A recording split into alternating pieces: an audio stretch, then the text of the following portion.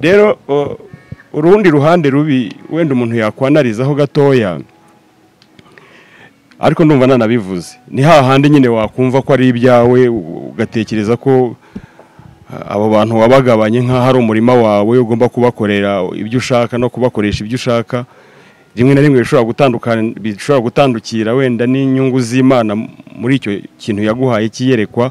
Hasohotse inkuru sinzi niba mwarayumvise y'umupasiteri wajyanye abantu mu masengesho uretse ko yaje kuburana bamugira umwere ariko ibyo byabaye ku bakristo bo mu itorero rye bajya kwiriza ubusa baza gusanga bapfuye ngira ngo abamaze gupfa bararenga 200 arabandi 600 baburiwe irengero babaje kumufata mugeza mu nkiko nyuma bamugira umwere ariko n'ubu ntabwo ikirego kirarangira.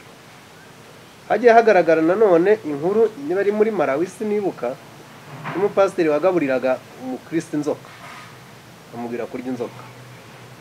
Ahandi hatandukanye bagiye tubona amashusho y'abapasiteri banywesha abantu amazi mu rusengero. Banywa amazi mu rusengero menshi kenshi bakunze kubyita ko ari uburyo bwa deliverance. Hari ahandi hatandukanye hagiye haba ikintu kimeze nk'ubujura bakaka nk'abantu amashenete ya zahabu n'ibindi. Noneho kuko ndabihuza n'ingingo mwavuze yo kumvira ko umukristo agomba kumvira umushumba we, ndagira ngo ibyo birego byose n'ibindi byose ntavuze vuze ibyo muri Afurika ariko simvuze iby'ahandi hirya no hino ku isi, namwe mushobora kuba hari ibindi mwumvise.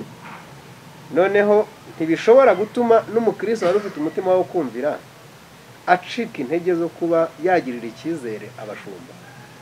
Ibyo ngibyo ndifuza ko buri wese muri mwe abyinjiramo kubisobanura akabishyiraho umucyo, kuko abangaba turabona ko bumviye abashumba babo. Impamvu babikoze nuko babumva, ariko urabona ko byateye ikibazo.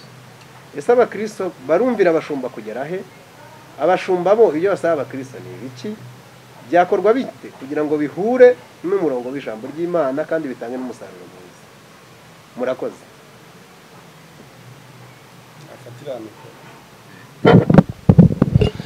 Arakoze cyane moderator. Reka tubashimire mwese mudukurikiye kongere tubaha ikaze. Uyu ni umwanya mwiza rwose, murabizi ko twishimira ko muduha umwanya wanyu mukabana natwe kandi mugatanga n'amafaranga mukagura internet. Uko internet mukoresha mudukurikira uko biri kose muyigura amafaranga, rero turabizirikana byose. Imana ibaha umugisha. Uyu munsi ni umunsi mwiza, niko David yavuze ngo ni umunsi ngo Uwiteka yaremye ngo turawishimiye, kandi by'umwihariko turi kumwe n'abatumirwa beza, abakozi b'Imana Imana yaduteguriye turi bubane muri iki kiganiro. Reka tubasabe ukanda subscribe ku batarayikora.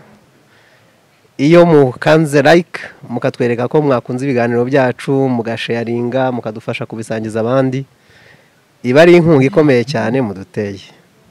Kandi rwose Uwimana izashoboza kudushyigikira muri uyu murimo ntakifate, uzumvire iryo jwi ry'Imana, kubera ko uyu murimo w'Imana ntitwawushobora twenyine, ntitwawukora twenyine, nta nubwo biri no mu mugambi w'Imana ko umurimo wayo ukorwa n'umuntu umwe, ntabwo ari umugambi w'Imana. Rero tubahaye ikaze mwese, Imana ibagirire neza. Turi kumwe n'abagabo b'Imana, abagabo basa neza, abagabo bafite amavuta y'Imana, buzuye ubwenge bw'Imana, muraza kubumva. Reka tubahe umwanya batwibwire. Pastor ni karibu. Yego murakoze. Nitwa Pasiteri Ruhirembura Theophile, nkaba nkora umurimo w'Imana mu itorero Mwungeri Mwiza. Ndi umugabo ndubatse, ngira ngo ibyo birahagije. Murakoze. Turi kumwe n'undi mugabo w'Imana ahangaha, reka nawe tumuhe ikaze. Ni karibu.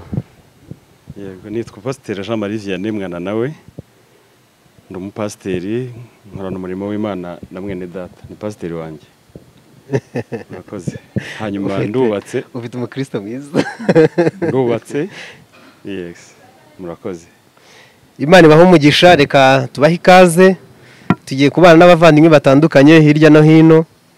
System ya YouTube yanyeretse ko abantu b'i Burundi bakunda kudukurikira, abantu bo muri Kenya, abantu bo mu Bubiligi, abantu bo muri Leta Zunze Ubumwe za Amerika, cyane nibo benshi, n'abandi hirya no hino baradukurikira, ariko cyane cyane abaho ngaho mvuze. Reka rero twongere tubashimire mwese, duhereye kuri abo tuvuze bari muri ibyo bihugu, ariko n'abandi hirya no hino aho muri.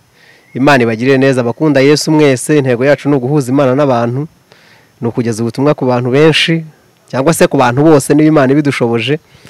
Rero tubahaye ikaze mwese, Imana ibahe umugisha. Bakozi b'Imana, hari insanganyamatsiko rero dufite ahangaha, ngira ngo dufate umwanya tuyiganiraho, tuyisesengure kugira ngo dufashe abadukurikiye turusheho kuyigwizaho ubumenyi, kubera ko Bibiliya iravuga ngo kwizera kuzanwa no kumva. Kenshi hari ubwo abantu bakora ibintu nabi cyangwa se ntibanabikore bitewe n'uko batabizi, atari ukutumvira ahubwo ari ukubera ko nta bumenyi babifiteho. Rero umwanya w'ubusesenguzi nk'uyu nguyu ni mwiza kuko bifasha abantu kurushaho kunguka. Insanganyamatsiko yacu uyu munsi iravuga ngo uruhare rw'abakristo mu gushyigikira abashumba babo mu ivugabutumwa. Tugiye kureba urwo ruhare rw'abakristo, tugiye kureba abo bashumba babo, tugiye kureba n'uruhare rwabo, hanyuma turebe n'iryo vugabutumwa, tubihurize hamwe, turebe uruhare rw'abakristo mu gushyigikira abashumba babo mu ivugabutumwa. Sinzi niba iyo nsanganyamatsiko muyumva. Imana ibahe umugisha. Nibwira ko noneho twabaha umwanya mwese mukatubwira uko muyumva, hanyuma turaza gukomeza ikiganiro.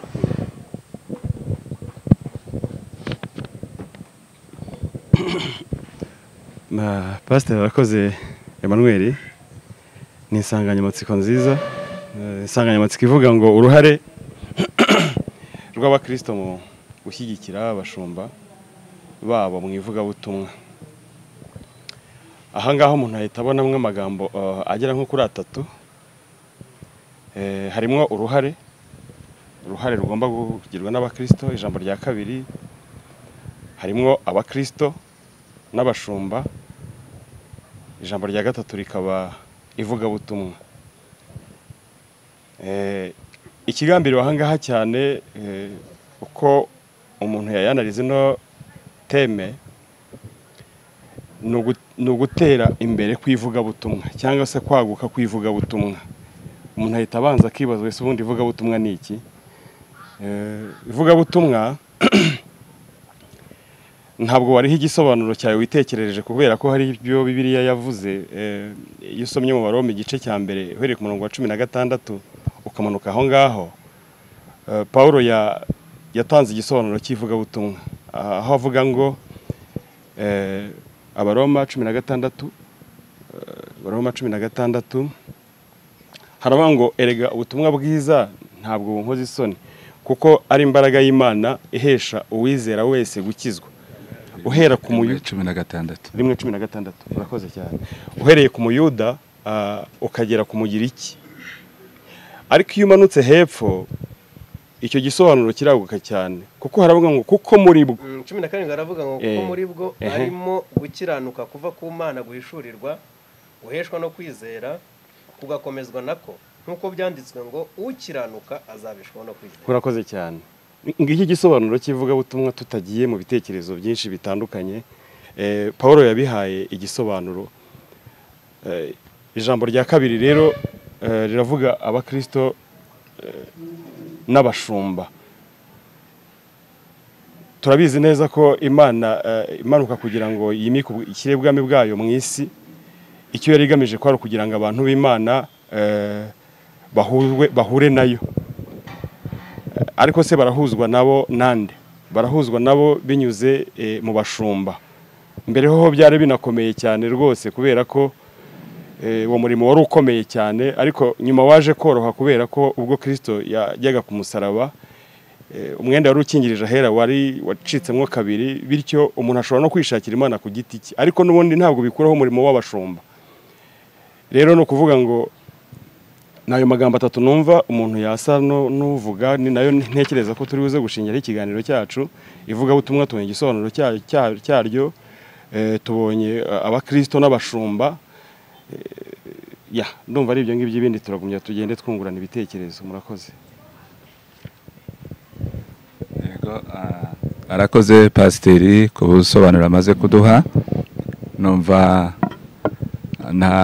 kubigendanye no gusobanura insanganyamatsiko arabikoze neza rwose, ku buryo buboneye umuntu wese yabasha kubisobanukirwa.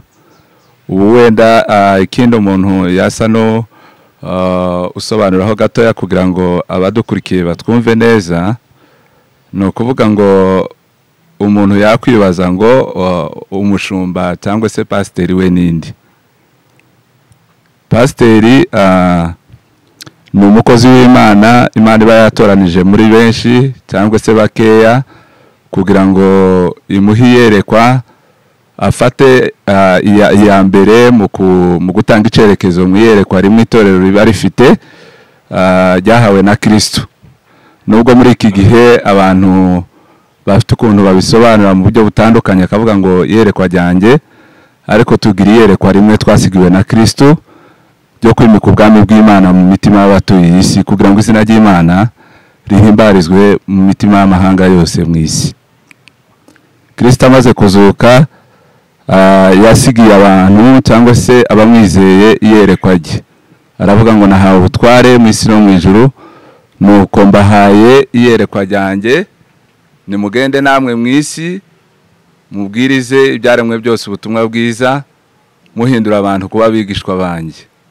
Iyo bivuze kuba abigishwa banjye ni ukuba abantu bayobotse Kristo, biretse no kumuyoboka gusa, ahubwo bemeye kuyoboka ubwami bwe, birenze no kwemera kuyoboka ubwami bwe gusa, ahubwo bagiye kubaho mu mibereho y'icyerekezo n'amabwiriza Kristo atanga.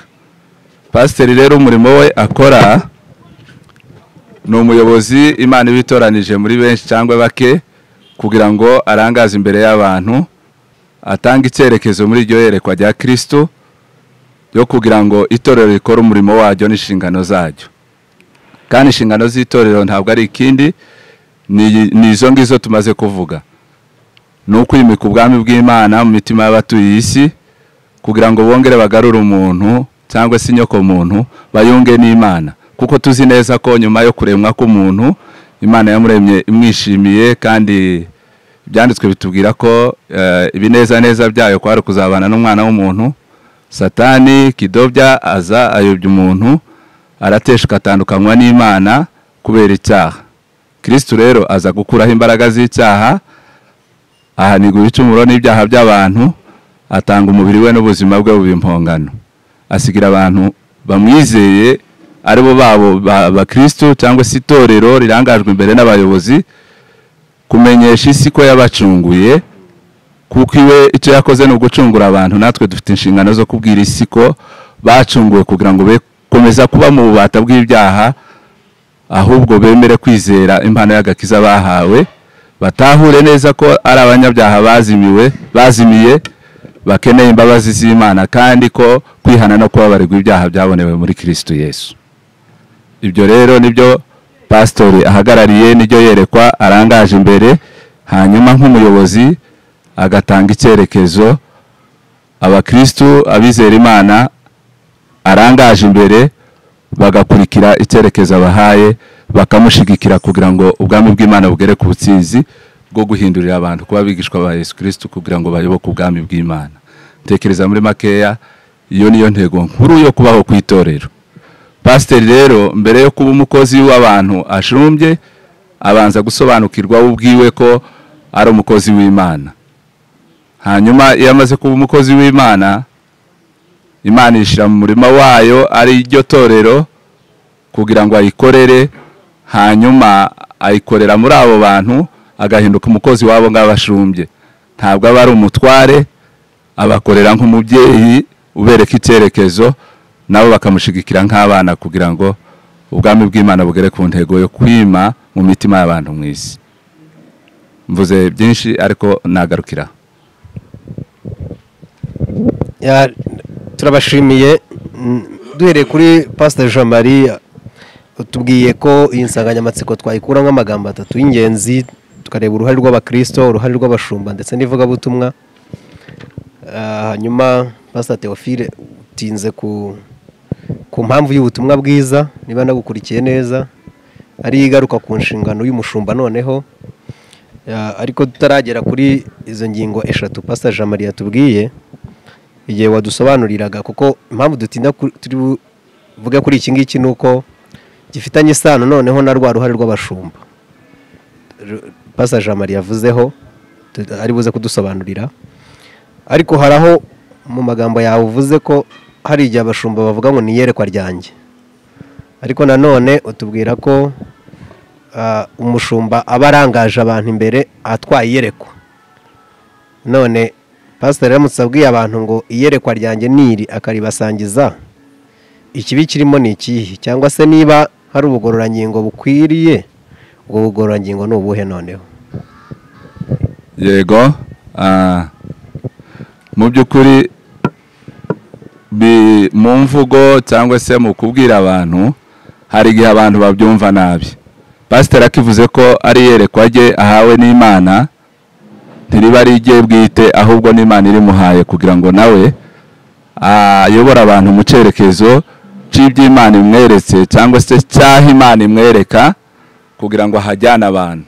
Icyo gihe rero umuntu ntiyagarukiraho gusa kubyita ko ari iyerekwa rya pasiteri, ahubwo ni iyerekwa ry'Imana. Imana yashize mu mutima wa pasiteri kugira ngo atange icyerekezo abayoboke bose bakorere mu njyana imwe yo kubaka ubwami bw'Imana mu cyerekezo Imana ishuri umuyobozi ubarangaje imbere. Ariko ntabwo kiba ari iyerekwa rye ku giti cye, rigarukira ku nyungu ze no ku mibereho ye no ku buzima bwe busanzwe. Murakoze. Pasiteri Jamari, icyo kintu ko nzi ko abashumba bakunze kugikoresha cyane cyane nk'iyo bagira nk'icyo basaba abakristo kugira ngo bakibashyigikiremo, akunze kubabwira ati iyerekwa ryanjye niri. Cyangwa se no mu nsengero hari igihe winjiramo ugasanga hari nka banderole, hari n'igihe baba barabyanditse nko ku nkuta z'urusengero, akagerageza kubereka nyine icyerekezo bari kwerekeramo, bijyana ya vision, iriya mission, za values n'ibindi. None Pastor Theophile, hari uko dusobanuriye wowe ubugororangingo bukenewe aho ngaho bari ubuhe? Ntabwo ari ubugororangingo nk'uko umuntu yabyumva gutyo, ahubwo ni ukunganirana kugira ngo hari iryo jambo rigira umucyo uhagije. Ibintu byose ubundi biba bifite ibyiza byabyo n'ibibi byabyo. Niyo mvugo rero ukuntu ivugitse, ndibwira ko umuntu yavuga ngo ifite ibyiza byabyo ikagira kandi wenda n'ibibi byabyo. Reka tugerageze kubisesengura gatoya.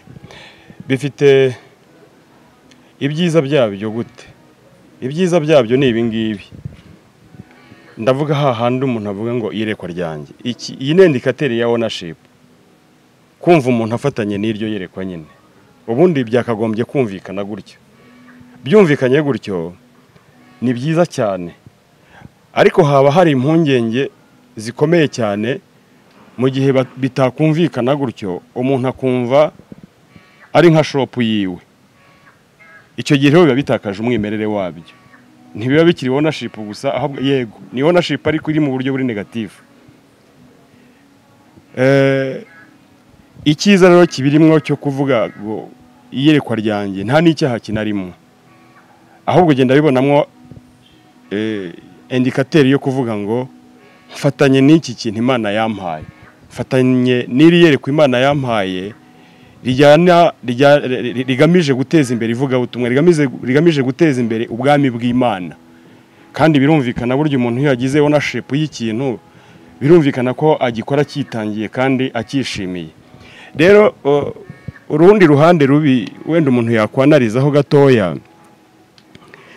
ariko ndumva nanabivuze, ni hahandi nyine wakumva ko ari ibyawe ugatekereza ko abo bantu wabagabanye nk'aho ari umurima wawe ugomba kubakorera ibyo ushaka no kubakoresha ibyo ushaka.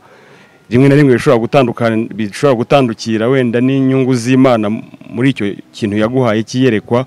Icyo gihe kiba kibaye kibi. Ndumva ariyo nyongera numva nakongeraho. Turabashimiye, hari umucyo mutanze kuri icyo ngicyo, kandi nibwira ko abadukurikiye bibafasha kurushaho. Reka noneho twinjire muri bya bintu bitatu mwari mwavuze, cyane cyane Pastor Jamari niwe wabikozeho. Yavuze ibintu bitatu bikubiye muri insanganyamatsiko: uruhare rw'abakristo, uruhare rw'abashumba n'ivugabutumwa. Nibwira ko noneho twabisesengura, kuko hari nk'umukristo ushobora kuba dukurikiye ariko akaba atazi mu by'ukuri ngo uruhare rwanjye nk'umukristo ni uruhe. Hashobora kuba hari n'umushumba wenda waba udukurikiye cyangwa se wazadukurikira nyuma, nawe akaba yibaza ngo ariko ubundi uruhare rwanjye nk'umushumba ni uruhe. hari nabo bombi ari umushumba ari umukristo bashobora gukurikira nabo bakibaza batari ko ubundi rivugabutumwa duhamagarirwa gushyigikira ryo risobanuye iki, turarishyigikira dute? Kenshi hari igihe abantu bica ibintu atari uko bashatse kubyica ahubwo kubera ko batabizi. Hari n'igihe tubasaba ibyo bagomba gukora ariko tutanababwiye nuko babikora. None Pastor Jean Marie, uruhare rw'umukristo ubundi mu gushyigikira ivugabutumwa n'umushumba we ni uruhe? Ngira ngo nusoza na Pastor Theo nawe araza gutanga aviye. Murakoze. Urakoze moderator. Mu by'ukuri inshingano z'umukristo ni nyinshi, ariko izo umuntu yagaragaza ahangaha ni iz'ingenzi. Ndabizi wahita yumva gutya ati se buriya inshingano z'umukristo ni izihe? Hari ibintu bita bigaragarira amaso y'umuntu wese, guterana kwera, guterana ku cyumweru, kwitabira amateraniro yo mu mibyizi, gutura amaturo, gutanga icyacumi. Hari n'ibindi byinshi, kugira uruhare mu miganda ikorerwa ku rusengero, impano yawe kugira uruhare itanga mu kwaguka k'ubwami bw'Imana. Ndiho ndavuga nimba uri umuvugabutumwa, ndiho ndavuga nimba uri umuhanuzi, ndiho ndavuga nimba uri umwigisha. Yes, ibyo nabyo nibyo kandi cyane, ariko ntabwo nakunze kwinjira muri ibyo cyane, kuko ibyo ni ibintu umuntu ahita yumva vuba cyane. Nahise ntekereza ibindi bintu hari wenda umuntu atahita yumva vuba cyane.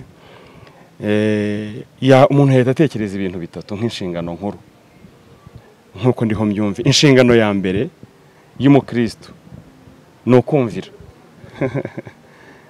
Iri ni ijambo rigoye cyane, rigoye isi, rigoye itorero. Kumvira, iki ni cyo kintu cya mbere, niyo nshingano ya mbere ikomeye umukristo en fait yakagombye kuba agaragaza. Kandi uzarebe n'abakristo mu by'ukuri bagaragarwaho n'iyo mbuto yo kumvira. Usanga bafite igikundiro ku Mana cyane n'igikundiro ku bashumba babo. Kubera iki? Kubera ko uyu muntu ntarushya kuyobora. Kubera ko uyu muntu akora ibintu yibwirije, akora ibintu utamuhase. Iri ni ijambo rikomeye cyane ryo kumvira. Dushobora no kurira mu byanditswe byera icyo Bibiliya yarivuzeho, wenda bitari byinshi. Usomye mu Baheburayo ibice 13 umurongo wa 17 uhasanga amagambo meza. Haravuga ngo mwumvira ababayobora mubagandukire, kuko ari bo baba maso barinda imitima yanyu nk'abazayibazwa. Ijambo rikomeye cyane.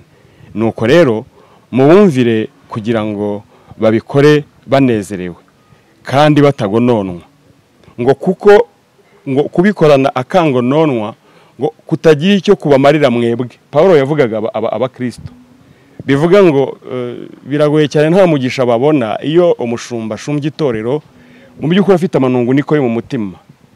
Ndakeka ko nanze kubihamya kuko wenda nta bushakashatsi ndakora, sinzi ko aba bantu babona umugisha, kuko tuzi ko mu Kimana yahamagariye n'abashumba ni n'abahesha b'umugisha burya. Rero iryo ni ijambo rya mbere rikomeye cyane ry'inshingano. Navuze ko ndi buvuga inshingano nkuru. Inshingano ya kabiri umuntu yahita ajyaho ikomeye, hari wenda abantu batahita batekereza vuba, ni inshingano yo guhinduka. Yes, inshingano yo guhinduka. Twibukiranye neza iri jambo ryo guhinduka mu bintu byazanye Yesu.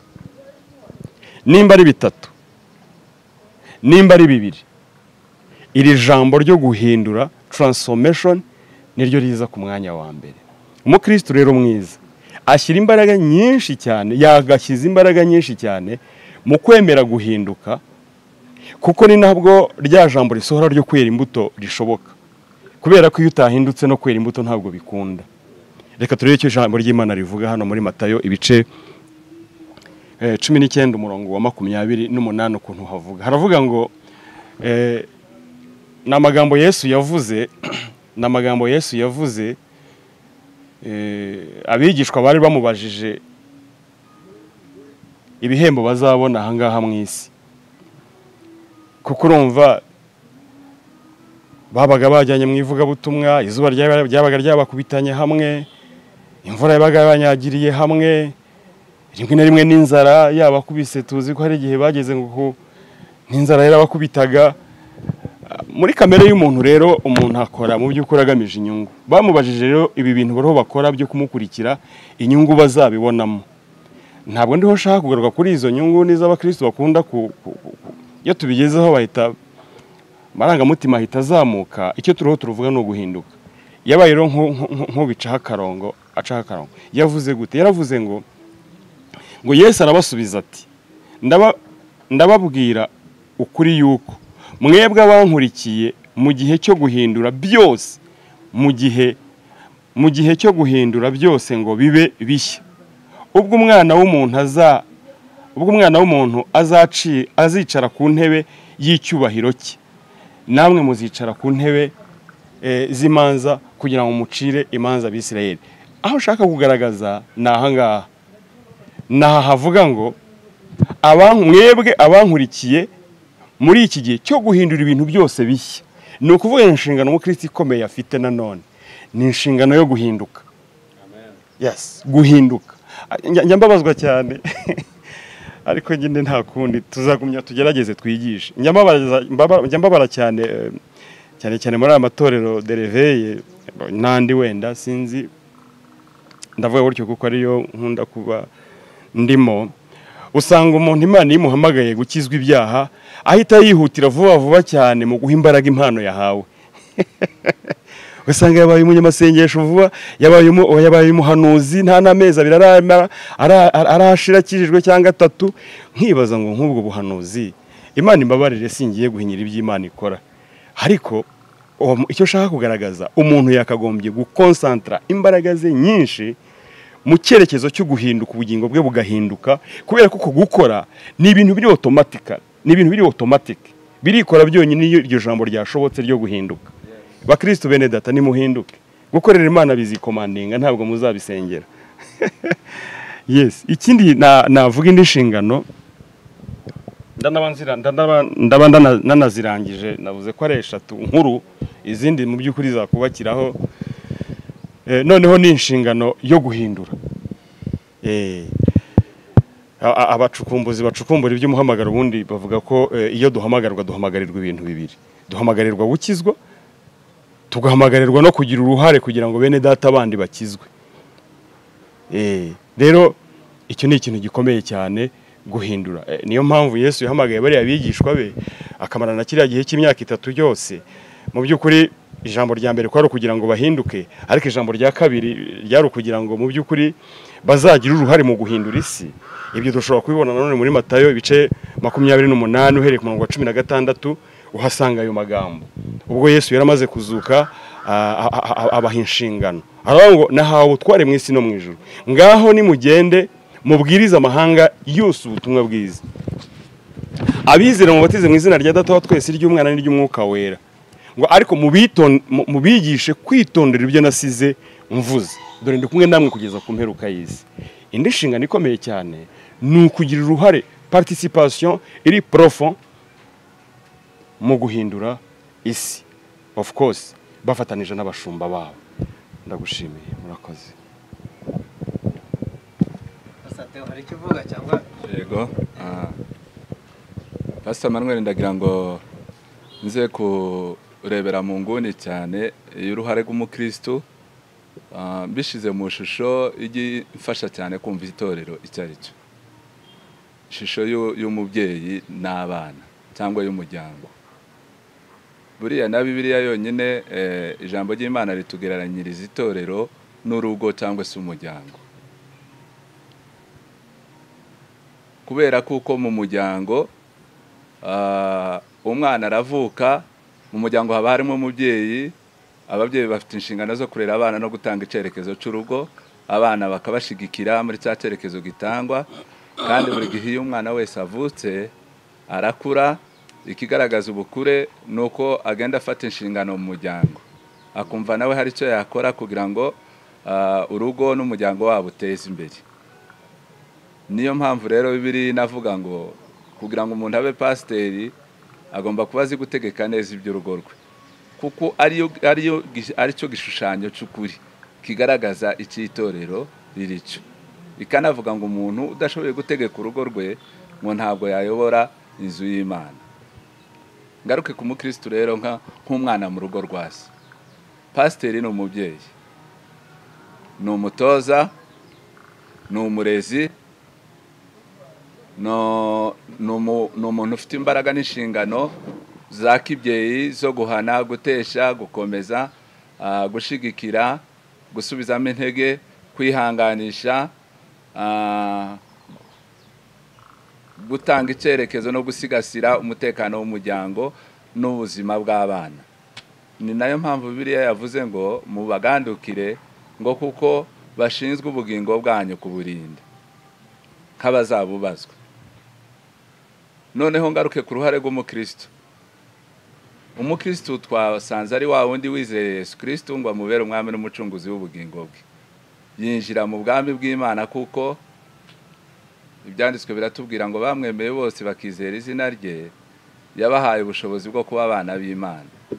Iyo ubaye umwana w'Imana uba uri prince, uba uri igikomangoma, uba uri mu bwami bwa y'Imana. Noneho icyanditswe kikatubwira ngo ukundishe Uwiteka Imana yawe umutima wawe wose, ubwenge bwawe bwose, imbaraga zawe zose n'ubutunzi bwawe bwose. Ufite naho ntinda. Igihe cyose uvuze ko wizeye ukinjira mu bwami bw'Imana, ubwo ubarirwamo nk'urugingo mu itorero ariyo agence y'ubwami bw'Imana ikorera ku isi, uba ugomba gutanga umusanzu wawe wubakiye kuri ibyo bice byose Bibiliya ijambo ry'Imana ritubwiye. Gutanga umusanzu mu bwenge kugira ngo itorero n'umurimo w'Imana n'ubutumwa bwiza bwogere mu isi, gutanga umusanzu w'imbaraga zawe, gutanga anzu w'umutima wawe wose utizigamye. Burya umuntu acuruje ariko agacuruza adacuruje n'umutima we wose n'ubwenge bwe bwose n'imbaraga ze zose, abamureba bajya bavuga ngo uriya muntu arakora ibintu ariko ntabwo abyumva neza. So nkumva uruhare rw'umukristo ni ikintu cy'ingenzi cyane mu kubaka ubwami bw'Imana cyangwa gushigikira umurimo w'Imana n'iyerekwa rya Kristo mu itorero kugira ngo ubwami bw'Imana buganze mu isi. Atanze umusanzu cyangwa se uruhare rwe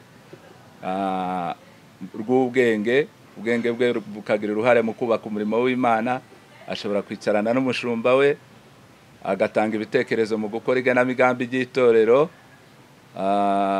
haba no gushakisha ingengo y'imari, haba ku ishami ry'ivugabutumwa, haba ku ishami ry'ubuntu kuko itorero rirafasha, rifite ibikorwa biri sosiyale, haba ku misanzu iyo ari yo yose cyangwa se ku mashami ayo ari yo yose yubatse umurimo wa Kristo mu itorero.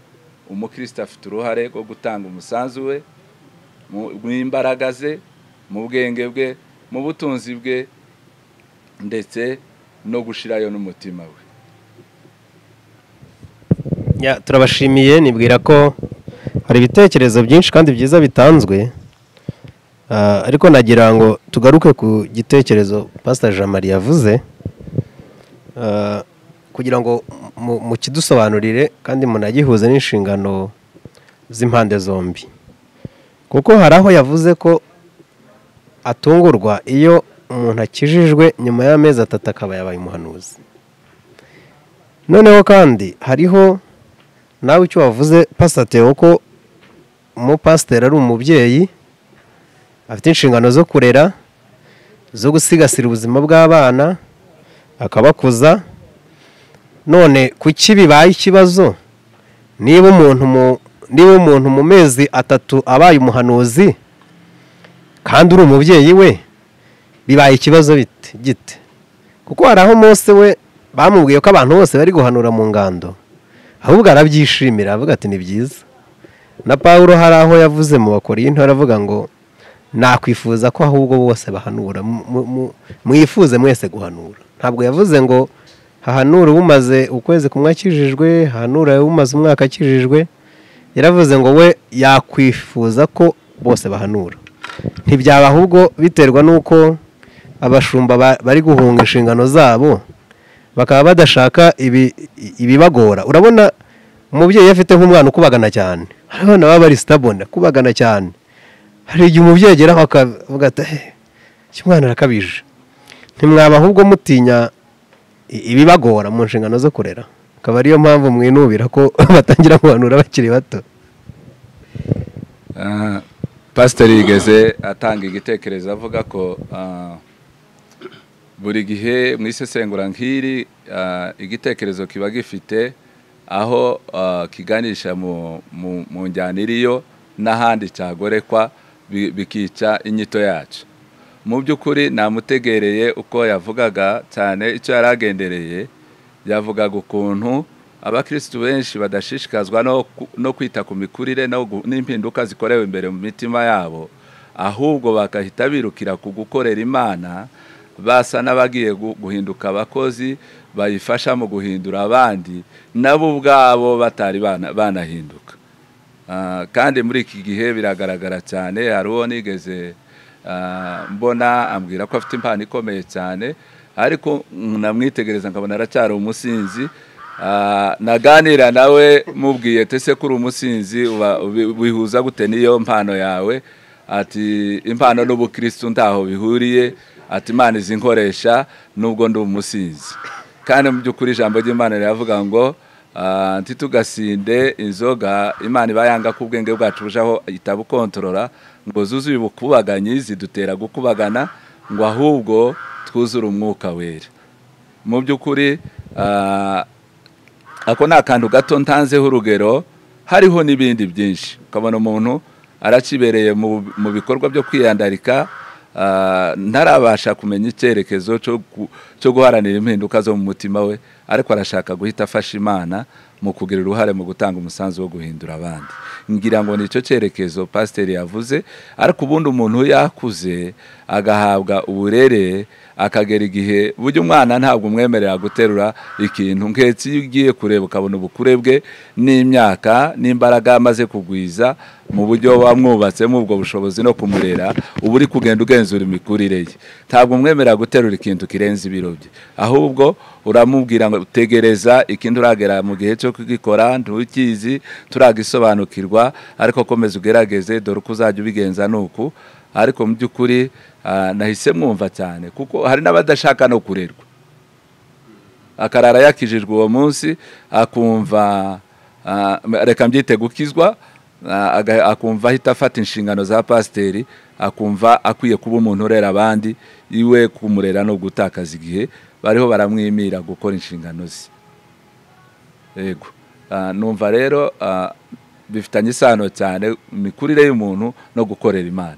Niba impinduka zikorewe imbere mu mutima zitaragaragara ku muntu, ntabwo yakwihuta ngo yumve agiye gukorera Imana, kuko ikibanze no kubugingo bwe buhinduka, hanyuma akabona kujya gukorera ya Mana. Impamvu nabajije iki nuko hari ikindi kiganiro twakoze, umukozi w'Imana umwe waraha avuga asa nkaho anegura abapasiteri, avuga ko akenshi bashaka ko abakristo babo bakorera mu mpano nk'izo bo bakoreramo. Niba umupasiteri ari umuhanuzi, agashaka ko abakristo bose baba abahanuzi. Niba umupasiteri ari umwigisha, agashaka abakristo bose noneho bayoboka ya mpano ye. Sinzi niba muri kumva iyo sanse yabyo. Doge pasiteri akaba adashobora gutanga umudendezo kugira ngo n'izindi mpano zimwe nawe ubwo adakoreramo azihe umwanya zikure, kuko ushobora kubyara abana, urugero ushobora kubyara abana ukaba utari umuririmbyi, ariko mu bana bawe hakavukamo umuririmbyi. Ntabwo rero numva nkurikije icyo gitekerezo yatanze, yavuze ko ari intege nke ku ruhande rw'abapasiteri kuba badashobora gushyigikira impano ivukiye aho bari, aho bayobora, ariko bo bakaba batayikoreramo, ko kuyirera batabikunda, ahubwo ko bashaka kuyikubita kugira ngo ive aho ngaho. Sinzi icyo ngicyo mwe murakivugaho iki? Nticyaba kigendanye na ba bana babaye threat?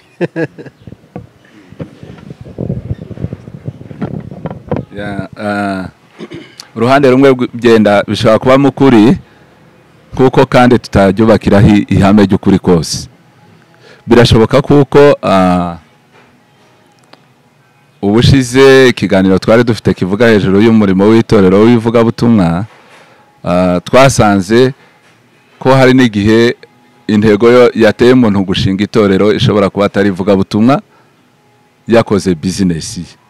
Icyo gihe niba ari umuntu wikoreye bizinesi ye akayitwikiriza kava y'ivugabutumwa cyangwa akayita itorero, icyo gihe niwe uzasanga arwana n'izo mpano atifuza, unaretse n'abo batarakura.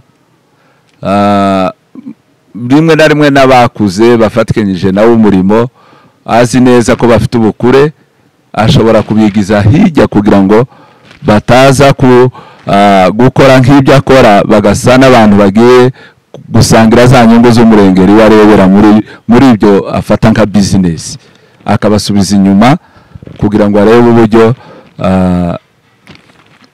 akomeza kugaragara ari we wenyine. Ibyo nabyo birahaba, ariko kenshi cyane umubyeyi urera umwana, tugarutse kuri ya ngingo, atanga umwana kumenya impinduka ziri gukoreka ku buzima bwe, kuko ijambo rya mbere, impano ya mbere ya pasiteri agomba kuba afite niyo kurera no gutoza.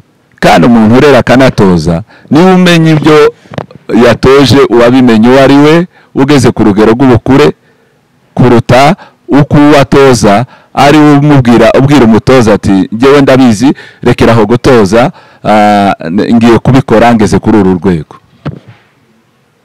Icyo numva gishobora kubaho kwibesha cyane, abantu bakabyitiranya, kuko umubyeyi ni umutoza, niwe utanga icyerekezo, niwe urera wa muntu, aramurera akamutoza, akamwereka icyo gukora.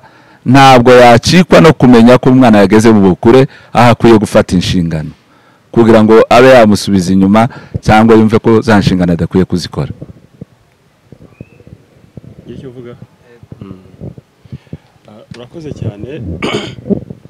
Reka nongere ku byo amaze kuvuga, amaze gusesengura, kuko ibyo amaze kuvuga ni ukuri, kubera ko igituma dukora ibintu kiba gitandukanye. Ndumva yabivuze, sinshaka kubigarukaho, wenda ndagira ngo se n'uwongeraho.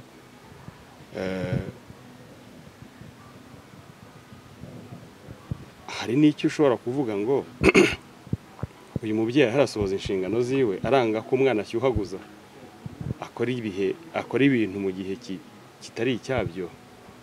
Urumva rero nk'umuntu wifitiye uwo muriro, wifitiye n'ubwo bushake, ahita bigira intambara, byanga byakunda. Ikindi ni ubujiji. Rimwe na rimwe ushobora kuba wabonana uwo muyobozi koko nimba hari aho byabaye. Ni ubujiji kubera ko ntabwo itorero ry'Imana ryubatswe n'impano nyinshi zitandukanye. Hari iziri principal, izo ngizo turazisanga mu Efeso ibice 4 umurongo wa 11. Aha havuga ngo bamwe ibaha kuba abigisha, abandi baha kuba abahanuzi, abandi baha kuba intumwa, abandi baha kuba abashumba, abandi baha kuba abahanuzi. Rero ntabwo wavuga rero ngo ariko ndiho ndavuga izo ngizo, izo ni iz'ingenzi, kuko hari n'izindi Bibiliya igenda igaragaza zigera ku 9. Rero nimba uri umupasiteri koko ukaba ubyumva gutyo, ukumva ko itorero ryose ryaba abahanuzi, itorero ryose ryaba abigisha, itorero ryose ryaba abavuga butumwa, hari ibintu bibiri. Icya mbere cyo waba wirengagije, icya kabiri hari ukutamenya hagati aho ngaho, kubera ko umubiri wa Kristo, impamvu Imana yatanze izo mpano zose niko birivuga ngo kugira ngo umubiri wa Kristo wubakikwe. Rero nimba hari aho byabaye, ndakeka ko ari uko kurinda umushumba gushyuhaguza. Ikindi cya kabiri ni ubujiji, ahari wenda uyu muyobozi, kuko nabyo birahaba, kuvugamo n'umuyobozi nawe atarigishijwe, cyangwa se ubujiji ndiho mvuga banyumve neza, bariho bankurikira, ni ubujiji mu by'ijambo ry'Imana. Ntabwo itorero ry'Imana ryubakishwa impano imwe rwose, aho wabukosheje, ahubwo ryubakwa n'impano nyinshi zitandukanye. Kuba wagutse rero ukaba wareka impano zikidagadura mu itorero, ahubwo ugasaba Imana ikaguha ubwenge n'imbaraga zo kumanaginga no kujera izo mpano, byakabaye kuba ari byo byiza cyane kurushaho. Urakoze. Ikindi wenda nakongeraho kuri ubwo bujiji pasiteri yaravuze, hari n'ubujiji bw'uwo mukristo cyangwa se uwo mwana urerwa muri wa muryango. Iteka ryose iyo umwana ataragwiza ubwenge ahora muri ceceka nkubwire papa, tuza nkubwire mama, ariko iyo agenda akura atega amatwi ababyeyi cyane ndetse akaza basaba ko bagira icyo bamubwira.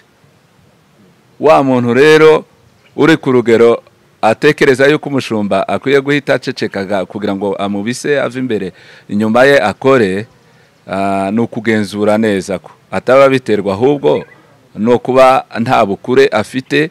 Ubwana y'amashagaga y'ubwana na bya bibazo byinshi umwana aba afite byo mu myaka 5 ingahe mu buryo bw'umubiri atari afite mu mwuka iri kumutera gukubagana no gusaragurika, yumva ashaka gukora iby'abakuru kandi ikigero cy'imyaka cy'ubukure bwiwe kitarabimwemerera.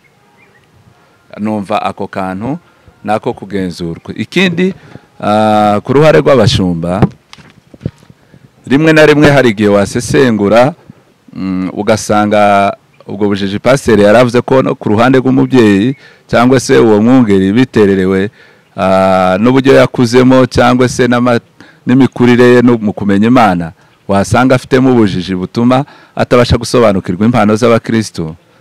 Nanone aho hahita hanyinspira cyangwa se hanshiramo igitekerezo cyo kuvuga ngo ese ubundi yararezwe, kuko muri iki gihe hari aho usanga dufite ababyeyi benshi barenze n'umubare w'ababarezi, aho ushobora kubaza umuntu ngo umushumba wawe ninde wakureze kugira ngo ugere kuri urwo rwego uba pasiteri, akamubura.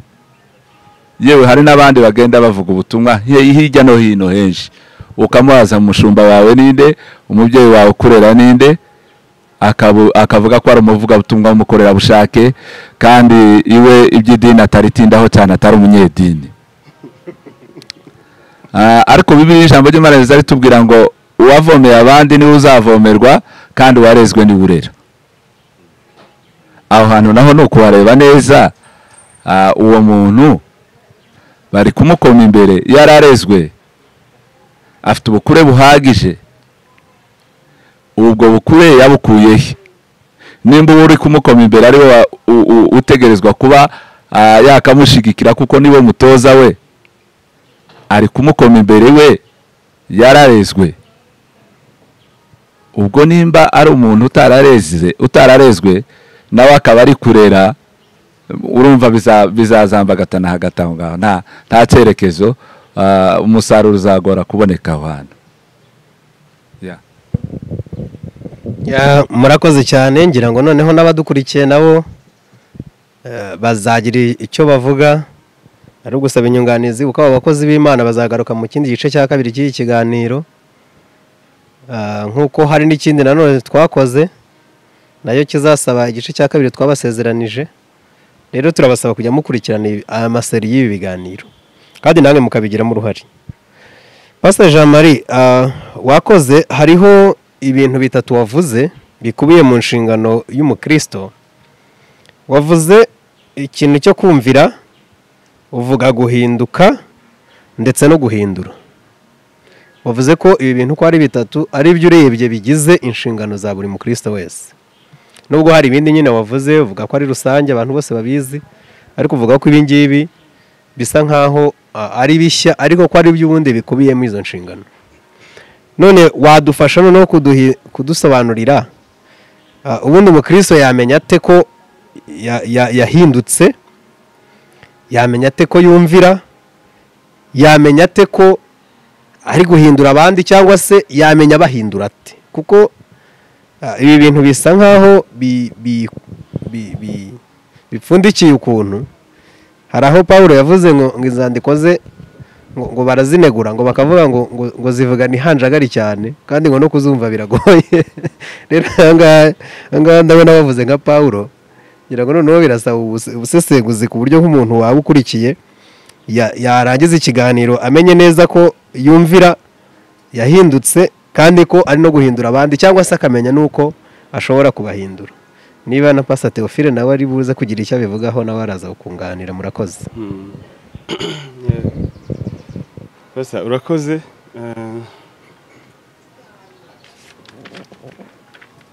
Nibyo koko birakomeye cyane kumenya ngo ese narahindutse, ese sindahinduka, ese ndumvira cyangwa se numvira. Hari ibipimo umuntu mpise ntekereza vuba cyane. Reka duhere kuri icyo kintu cyo kumvira, turahita tuza kugera no ku cyo guhinduka. Hari igipimo numva gihari ushobora gupimiraho ko ushobora kuba wumvira, ushobora kuba utumvira. Ikintu cya mbere umutima wawe urabikubwira wowe ubwawe. Umutima wawe urabikubwira, conscience yawe irabikubwira. None se ni urugero, nimba tuzi ko umuntu aterana buri cyumweru, ukaba warigize umu VIP uterana kabiri mu ntuze mu kwezi, ngo nzagiyeho maze kunkumbura. Ubwo si ubwo koko, ubwo birasaba undi muntu uza kuguhanurira ngo buriya ndumvira. Wenda ko nakantu gatoya mbaye nk'ufata.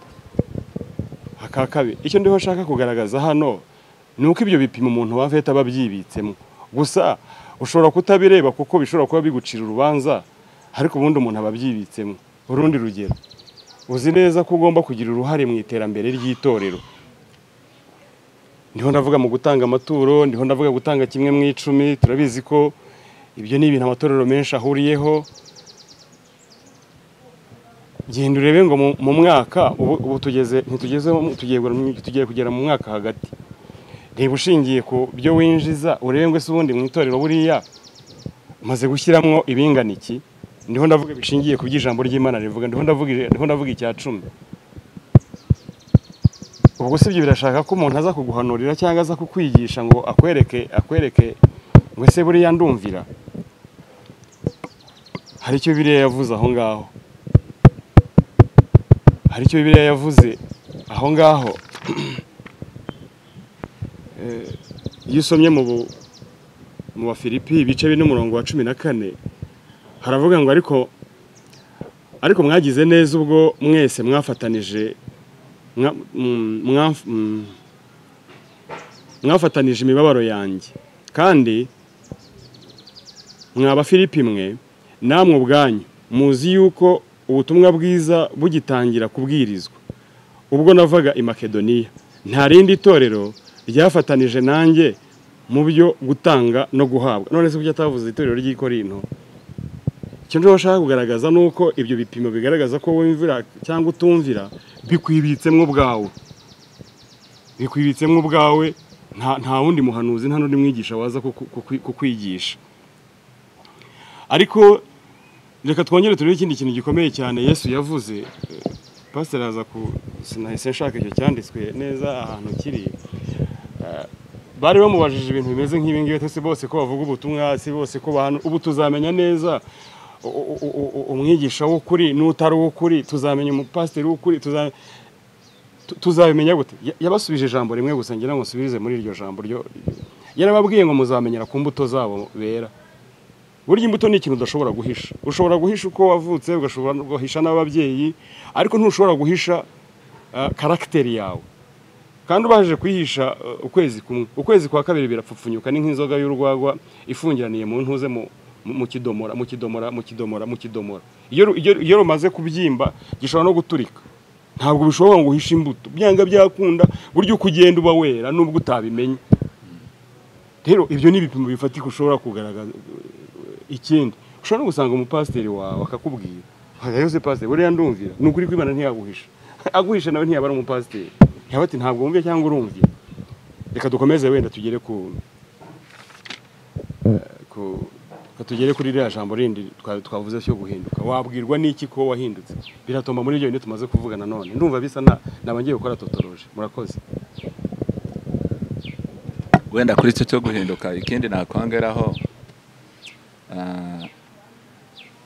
modereta wacu atubajije ikibazo gisa cyenda gusaho gatoya nico Nikodemo yabajije Yesu. Ko yaravuze ati uzavuka ubwa kabiri nibwo uzinjira mu bwami bw'Imana. Noneho aravuga ati ese umugabo ungana nanjye yakongera agasubira mu nda ya mama we akavuka kandi akamurera nk'uruhinja? Yesu aramubwira ati ntabwo ibyo ari byo nshatse kuvuga, ahubwo dore ibyo mvuze bisa n'ibi ngibi. Umuyaga urawuzi Nikodemu uti ndawuzi. Ushobora kuwufata se ugira ibara ryawo wamenya ari umutuku cyangwa ari umweru? Atoya, ahubwo ibyo ukora nibyo bijya bitwereka ko uri guhita utambutse cyangwa ugize uti. Noneho Yesu aravuga ati umuntu wahindutse akavuka ubwa kabiri nawe ntibijya byihisha, ibikorwa bye biramugaragaza. Indikatere zo guhinduka k'umuntu ziri displayinga zonyine, zishira ahagaragara. Noneho ngaruke kuri ya jambo ry'Abagalatiya Pawulo yanditse, yaravuze ati ariko umuntu ukiri mu butware bwa kamere imirimo ye ni obvious, iragaragara, ntabwo ijya yihisha. Ni ugutukana, ni ishari, ni ukuroga, ni ugusambana, ni gukora ibiteye isoni, ni ugusinda. Biriya byose ati uwo muntu aba agituye muri bwa butware bwa kamere. Kristo yaje kudukura muri iriya kamere y'icyaha adushire mu cyerekezo cyo kuba bazima mu bumuntu busha buyobowe na Mwuka Wera. Noneho aravuga ati noneho uyobowe na Mwuka we, uri mu buntu busha uyobowe na Mwuka Wera, nawe imirimo y'ijya igaragara. Ni amahoro, ni urukundo, ni ibyishimo, ni ukwihangana, ni ukugwa neza, ni self control. Aravuga ati ibyo ngibyo bigaragara ku muntu ku buryo n'amategeko ashigwaho y'abantu ntayo abaho yo kumuhana. Ubwo rero ntekereza kuko indikatere zo guhinduka k'ubugingo bw'umuntu izo zirivugira, ziba zigaragara. Noneho nge ku yindi ngingo waruvuze irebana no kuba yumvira cyangwa atumvira ukuntu atabimenya. N'ubundi byose byenda gusa, nta wumvira ngo abiyoberwe, nta n'ugoma ngo abiyoberwe, kuko byose biva ku cyemezo cyangiri bwite yafatiye mu mutima. Niba urugero Pastor ashaka kuba yabwira umukristo uti uzadushakira umwanya muri kiriya cyumweru tuba dufite inyubako ku rusengero, ukurikirana abatwubakira kugira ngo igikorwa cyo kubaka itorero kizagende neza. Ni ukuvuga kumvira ni automatique, bigaragazwa nuko azaba yagiye ahantu. Kutumvira nabyo bizagaragaza nuko agomye ntajyeyo. Nta muntu uyoberwa ko yagomye, nta n'umuntu ushobora kuyoberwa ko yumviye. Murakoze. Hari indi ngingo mudakozeho irebana no guhindura abandi. Ko Pastor Jean Marie ayivuga yavuze ko twahamagariwe gukurikira Yesu, gusa na Yesu, ariko nanone duhamagarirwa no guhindura abandi bantu nabo ngo baze bakurikira Yesu. Hari ikindi kiganiro twakoranye n'abakozi b'Imana ahangaha bagaragaza ikindi kibazo cy'uko abapasiteri benshi badafata ivugabutumwa mu nshingano zabo, ahubwo basa nkaho barisunikira abakristo. Ndetse hakabaho n'abavuga ngo ngiye inshingano yanjye ni ugushumba, mwe muzazana intama nimwe mujya kuzizana. Hari n'abavuga ngo umushumba ntabyara intama, ahubwo intama nizo zibyara izindi ntama.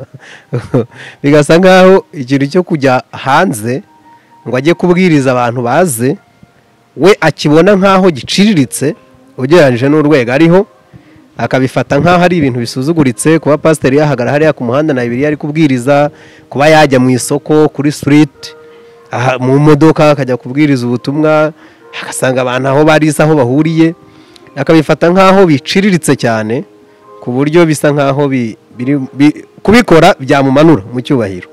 None yakoherezayo bari abakristo bo hasi ngo bariho babijyamo. Kandi tubona ko na Yesu ubwe yajyaga biravangwa ajya mu midugudu, ngo ajya mu birorero, kavuga asanze abakoresha bikoro, indaya, abasinzi. Na Pawulo nuko twabonye ahantu yavuze ngo nabwirije ngo mu ngo zanyu ngo rumwe rumwe, ngo nahamirije bose ngo nzika amaraso ya bose atandiho. Noneho bagaragaza ko abapasiteri bahunga inshingano nkuru, bo bakumva ko umurimo wabo ari ukuba mu rusengero bategereje ko babazanira amaturo, ubundi bagatanga amabwiriza y'uko ibintu bigomba gukorwa, bagahana abo bahana, bakazamura abo bazamura. Ariko wa murimo nyirizina umwe Pastor Theo yatangiriyeho ko yabisobanuye cyane, nitubona umwanya wenda tuzongera tubigarukeho. Abapasiteri bakaba barataye inshingano nkuru. Ndagira ngo iyo kintu mu gitindeho mu gihuze n'iyi nshingano yo guhindura abandi. Murakoze nyango Pastor Jean Marie yatangira. Erega amagambo yose arasa, ari ibyavuzwe ku kumvira, ari ibyavuzwe ku guhinduka, yemwe no guhindura bifite ibintu byinshi bisangiye. Ariko reka ngaruke kuri ibyo rumaze kuvuga nyine ko hari abo bakubwiye ko hari abapasiteri bafite bene iyo myumvire. Iyo myumvire ntabwo yaba ari yo, iri kontre n'ijambo ry'Imana 100%. Ninde ushobora kuba Imana yaraguhamagaye uri umupasiteri ukumva ko mission yo kubwiriza ubutumwa bwiza abanyabyaha yashize, jewe ndi wongo nahita ndemisiona, nahita mbivaho nkajya gukora ibindi cyangwa ngakorera mu wundi muhamagaro. Ariko se mu wundi muhamagaro wohe ko umuhamagaro wo kuvuga ubutumwa ko twese tuwusangiye? Yes, icyo ni kimwe. Icya kabiri, ibi bintu byumvikane nibyo koko hariho umwihariko w'abashumba mu ivuga butumwa, ariko kandi twibukiranye neza kuvuga ubutumwa ni inshingano dusangiye n'abakristo. Ukaba umuntu akahita avuga ngo rero nabo bashobora kuba bavuga gutyo bafite ukuri runaka kw'ibyo baba bavuga. Ndanakeka ko hari wenda baba bashaka bati no abantu ntibagumye kuduhirikiraho uyu muhamagaro twenyine, cyane cyane ko twatangiye tunakora twenyine batari banaza tutarababwiriza ngo bahinduke. Kuki bagumya kumva yuko twagumye gukora ibyo bintu twenyine nkaho bo batahamagawe? Aho ikibazo cyaba gihari ni kimwe nuko wa mupasiteri we ushobora kuba utarabyigishije abantu bawe kugira ngo bahagurukane nawe mukorane uwo murimo mwiza wivuga butumwa. Reka turebe ibyanditswe byera ukuntu bivuga. Ndiho ndavuga kuri bingibi yuko uyu muhamagaro wivuga butumwa tuwusangiye. Muri Petero wa mbere ibice 2:9 havuga neza, hari clair. Haravuga ngo ariko mwebweho muri ubwoko bwatoranijwe, abatambyi b'ubwami, ishyanga ryera, n'abantu Imana yaronse kugira ngo mwamamaze ishimwe ryahamagaye, ibakuye mu mwijima ikabageza mu mucyo w'itangaza. Ahangaha aya magambo arumvikana yuko uyu murimo wo guteza imbere ubwami ntabwo ari uw'abapasiteri gusa, tuwusangiye n'abakristo. Ahubwo ikiba gisigaye ni kimwe, ni ukwigisha itorero kugira ngo uriho iyo myumvire ntibagumye kukurebera mu murimo w'Imana wenyine nkaho bo bitabareba. Rero uyu murimo wivuga butumwa twese uratureba. Reka nivugira ibyo nzi kwenda kuko ibyo umuntu atazi nyine ntabwo yaba abizi. Twifatiyeho wenda uburyo dukora uyu murimo wa gishumba. Reka tuvuge nk'umwaka ushize, jewe ibintu by'ivuga butumwa ni ibintu mpa agaciro kanini cyane kuruta n'ibindi bintu. Ngira ngo hari wenda wasanga ndi n'umuvuga butumwa ntari umushumba cyane, nkaba ndi umuvuga butumwa cyane, nabyo birashoboka kuko impano z'Imana zifite ukuntu zigabuwe. Ariko icyo nshaka kugaragaza ni iki ngiki, wenda tuvuge nk'umwaka ushize niho narivuze ngo reka nivugira ibyo wenda ibyo nzi uko mbikora ngewe, wenda uko abandi sinanakwinjiramo cyane kubera ko nyine umuntu wese azabazwa ibyo. Cyakora twahura tugahugurana tukigishanya kugira ngo ubwami bw'Imana bujye imbere. Ariko nk'umwaka ushize gusa twakoze ibiterane bigera nko kuri 4, kandi ibyo biterane biri specifically to the lost people, ku bantu bazimiye. Mu Gatsata mu itorero dusengeramo na Pasteur Bombereje twateguye ibiterane bigera kuri 2, kimwe cy'abari abagore n'abakobwa bakora uburaya, ikindi cy'abahungu bo mu muhanda. Twateguye numva Pasteur numva twaragutumiye, numva hari n'icyo witabiriye kimwe. Icyo cyatanze umusaruro munini cyane kubera yuko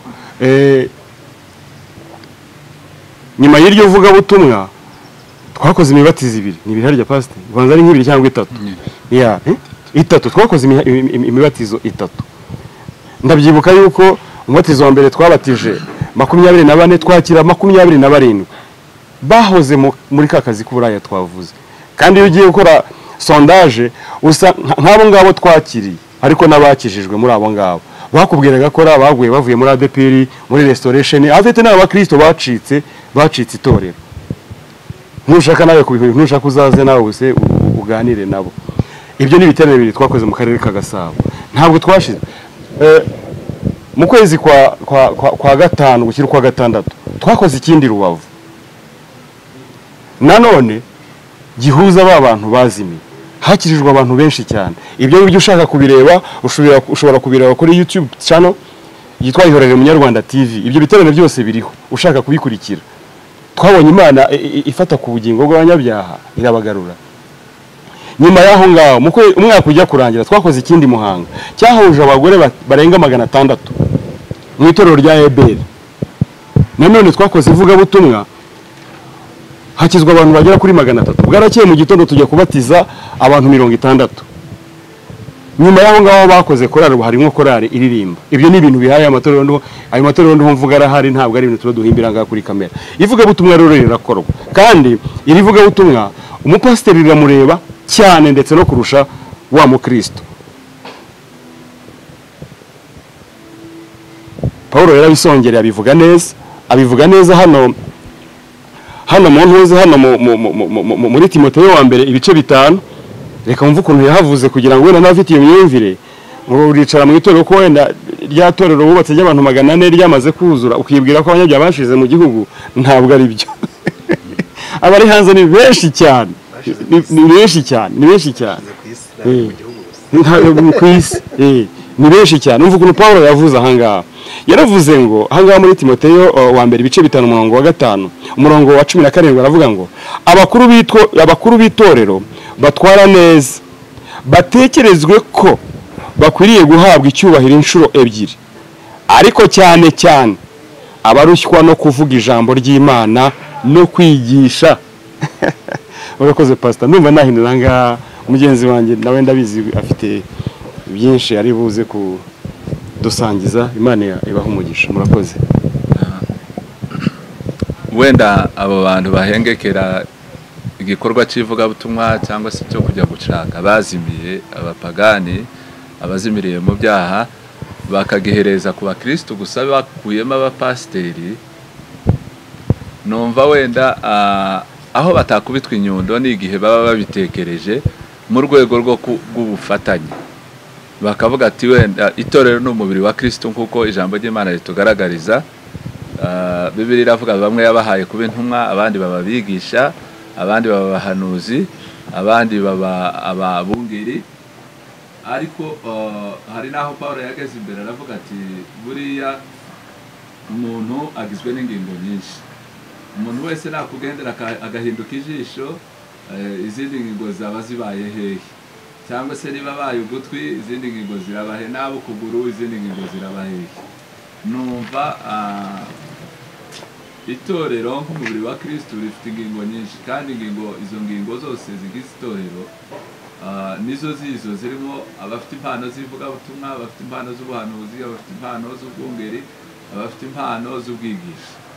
Ubwo rero he kugira impano itekerezwa ko ariyo nkuru ikomeye mu rusengero, wenda ni nayo mpamvu abantu basigaye baniganira ku dututi bakarwanira bose kuba abashumba, ariko ntabwo bivuga kuko Imana yadutumye kuba abashumba gusa, ahubwo ntekereza ko umurimo w'ubushumba tuwukora kugira ngo dukomezanye, twubakane mu byo twizera, dukomeze tuzamurane mu bumenyi bw'ijambo ry'Imana no gusobanukirwa ibyo twizera, hanyuma tujye kubwiriza, kuko umurimo ntuba mu itorero ahubwo uba hanze. Tuba mu rusengero twishimira agakiza, mu rusengero tuba tuje gufata ingamba zo kugera ku batarakizwa no kwamamaza ubwami bw'Imana ku isi, ariko ntabwo umurimo uba mu rusengero ahubwo uba hanze. Twakagombye kujya ku batarakizwa hanze tukababwira ijambo ry'Imana, kandi mu bufatanye bumeze nka wa mubiri. Pastor nimba asigaye ari gutoza nashigikire wa wundi wagiye kureba batarakizwa hanze akabasanga iyo ngiyo aho bazimiriye mu byaha, byibuze amubwire ati turi kumwe, vuga uko umurimo umeze, turi kugusengera, Imana iri kudushira ku mutima ibi byiringiro, komera, dore ndetse twohereje n'imfashanyo yo kugufasha aho wagiye. Iyo inshingano z'itorero pasiteri yazisobanukiwe ko ari kwamamaza ubwami bw'Imana, tekereza ko ntabwo yakwitandukanya n'ivugabutumwa ry'abatarakizwa. Biba byomatanye n'umutima we, kandi agomba kubigaragarisha mu kubishikikiza imbaraga ze, ubwenge bwe, umwanya we ndetse n'ubutunzi bwe.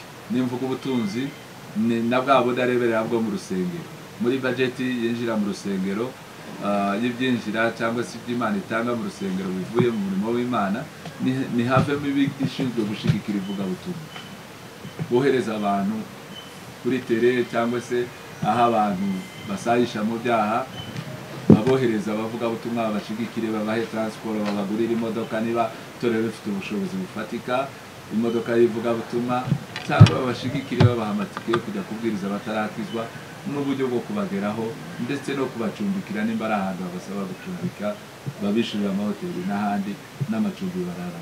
Nizo ni inshingano z'itorero kandi zituma ubwami bw'Imana bwaguka. Ubwo se waba uri umubyeyi utekereje gute niba uvuga ko ugomba kubyara ubyaye, noneho ubundi bakabyara abandi cyangwa ngo wongere ubyara abandi kwishimira kurera abo ufite gusa? Birahagije ko nyuma y'imyaka ingahe isi yaba idafite abantu bayituye. N'iryo torero ushumbye ritavukamo abakristu bashasha bizera Imana, biba bikwiye kukwereka ko nyuma y'iminsi mikeya rizarangira. Murakoze abakozi b'Imana. Dusabe abadukurikiye ko bifuza ko mwanya mugira umwanya, mufata umwanya mukagira uruhare muri ibi biganiro tubategurira, kuko ntabwo ari ibyacu gusa, nimwe tubitegurira. Dusatira umusozo, Pastor ndifuza ngo mugire icyo muvuga kuri ibi ngibi ngiye kubabwira. Ku itariki 10 z'ukwa mbere 2014, ikinyamakuru Mail Online cyasohoye inkuru kivuga ku mupasiteri wo muri Afurika y'Epfo yitwa Pastor Sego Daniel. Uyu mupasiteri afite itorero yise ngo ni Rabboni Center Ministries. Uyu mupasiteri, ikinyamakuru cyagaragaje amafoto abwira abayoboke be kurisha, bagafata ibyatsi bakabirya nk'inka. Abayoboke bari buzuye hanze muri jaride bari kurya ibyatsi. Muri Zimbabwe higeze gusohoka inkuru y'umupasiteri wari uri gukandagira hejuru y'umugore utwite, akandagira ku nda ye, avuga ko ari abadayimoni bari muri iyo nda. Muri Nigeria higeze gusohoka inkuru y'umupasiteri wanyweshaga abantu alukore. Ejo bundi muri Kenya hasohotse inkuru, sinzi niba mwarayumvise, y'umupasiteri wajyanye abantu mu masengesho, uretse ko yaje kuburana bamugira umwere, ariko ibyo byabaye ku bakristo bo mu itorero rye. Bajya kwiriza ubusa, baza gusanga bapfuye, bungira ngo abamaze gupfa bararenga 200, hari abandi 600 baburiwe irengero. Babanje kumufata mugeza mu nkiko, nyuma bamugira umwere, ariko n'ubu ntabwo ikirego kirarangira. Hagiye hagaragara nanone inkuru niba ari muri Malawi sinibuka, umupasiteri wagaburiraga umukristo inzoka, amubwira kurya inzoka. Ahandi hatandukanye bagiye tubona amashusho y'abapasiteri banywesha abantu amazi mu rusengero. Banywa amazi mu rusengero menshi, kenshi bakunze kubyita ko ari uburyo bwa deliverance. Hari ahandi hatandukanye hagiye haba ikintu kimeze nk'ubujura, bakaka nk'abantu amashenete ya zahabu n'ibindi.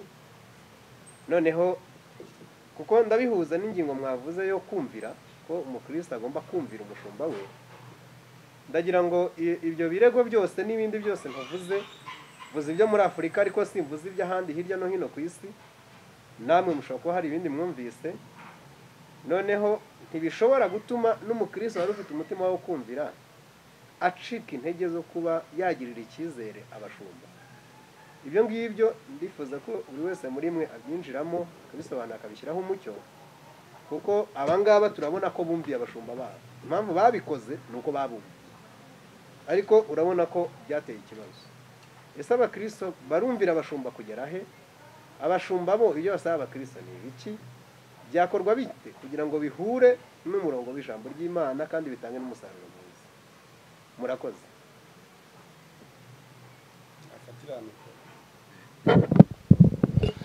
Arakoze cyane moderator. Mu by'ukuri biriya bintu nk'uko wagiye ubivuga byabaye henshi kandi twese turakurikira mu makuru atangwa cyangwa ku mateleviziyo no ku bindi binyamakuru. Ibyo bintu byarahabaye, ariko biriya ni ubuyobe, baba bavangiwe. Satani buriya n'umwanzi w'ibyiza agira ukuntu avangira ubwenge bw'umuntu agoretse ukuri, noneho kugira ngo umuntu yizere ibinyoma, hanyuma namara kwizera ibinyoma aganishe iyo kurimbuka. Bimwe mu nzira yo kurwanya imyizerere y'ubuyobe cyangwa se kurwanya ibinyoma, inyigisho z'ubuyobe, ni ukwigisha abantu ijambo ry'Imana ku buryo buhagije, bakiga ijambo ry'Imana bagasobanukirwa ibyanditswe, kugira ngo umuntu abazanire ibitari byo babigenzuza ijambo ry'Imana. Ubutware buri hejuru y'ubundi ni impumeko y'ijambo ry'Imana. Ni ijambo ry'Imana, Bibiliya niryo jambo rihumekewe, niryo rigira ubutware, niyo mezire, niyo standard, nigo rugero, nico gipimo cy'ukuri umuntu agomba gupimiraho ibyo ari ubwumvire n'ibyo atumvira. Kandi kugira ngo icyo gipimo umukristo agikoreshe, nuko agomba kuba yaracigishijwe, akigishwa ijambo ry'Imana, akagera ku rugero rukwiriye. Bibiliya iravuga ngo muzamenye ukuri kandi uko kuri kuzababatura. Ubwo rero iyo abantu batasomye Bibiliya ngo bigishwe ijambo ry'Imana ku buryo buhagije, basobanukirwe ukuri uko ariko n'ibyo Imana n'ubushake bw'Imana ku buzima bwabo, nicyo gihe umuntu abazanira n'ibyo ngibyo bigenekereje ku nyungu ze, akaboshya bakabyemera bakabikunda, kubera kuko batari ijambo ry'Imana ngo bigishwe bihagije. Ubundi bivuga ko abahanga mu by'ijambo ry'Imana bavuga ko umupasiteri agomba kurwanya inyigisho z'ubuyobe mu itorero kuruta uko arwanya ibyaha byo kwica, urumogi n'ibindi, kuko bariya bakora biriya amambere hose nabo baba batemezanya n'imitima yabo ko ibyo barimo ari ukuri. Ariko uwayobye ayobeye mu mwuka w'ubuyobe yiyemera nk'umunyakuri, kandi ntabwo byoroha kugira ngo agaruke. Kumva rero inzira yo guca ibyo ni ukwigisha ijambo ry'Imana, ukabamenyesha ukuri. Urugero ntanga, bavuga ko iyo ugiye kurwanya iyiganwa ry'amafaranga mu gihugu, wigisha abaturage inote y'ukuri y'igihugu, kuko ntubuza abashaka gufojaringa bose uko bangana. Icyo gihe iyo bazi inote z'ukuri z'igihugu zikoreshwa, zemewe n'ubuyobozi bw'igihugu, ibitari ukuri iyo bije babigenzurira kuri za note z'ukuri bakabimenya. Ubuyobe ntiwabukumira, cyangwa se n'inyigisho ziyobya nta bundi buryo wazikumiramo uretse kwigisha abantu kuri kw'ijambo ry'Imana, kugira ngo bitari ukuri nibiza bahite babitahura. Niyo nzira warwanyamo inyigisho z'ubuyobe. Akoze. Pastor yarakoze. Icyo twavuga kuri ibyo byabaye n'ubuyobe. N'ubuyobe, kandi no mu gihe cya ba Paulo nabo bamamaza ivugabutumwa, bamamaza inkuru nziza ijambo ry'Imana, bagiye bahura n'abantu basa nk'abo ngabo bigishaga ijambo ry'Imana binyuranye n'ukuri kwaryo. Aha rero nta kindi kintu twavuga, nuko ibyo bintu uretse ko n'ibyaha bikwiriye guhanwa rwose categoriquement, n'ibyaha bikwiriye guhanwa. Icyakora nk'inzego zifite mu nshingano gukurikirana imikorere y'intuze y'ibiriho bikorwa mu bintu by'imyemerere, urumva ko tuba tubongereye akazi, ariko nta mpamvu yo kubongerera akazi, kuko abantu bakagombye gukora icyo ijambo ry'Imana rivuga.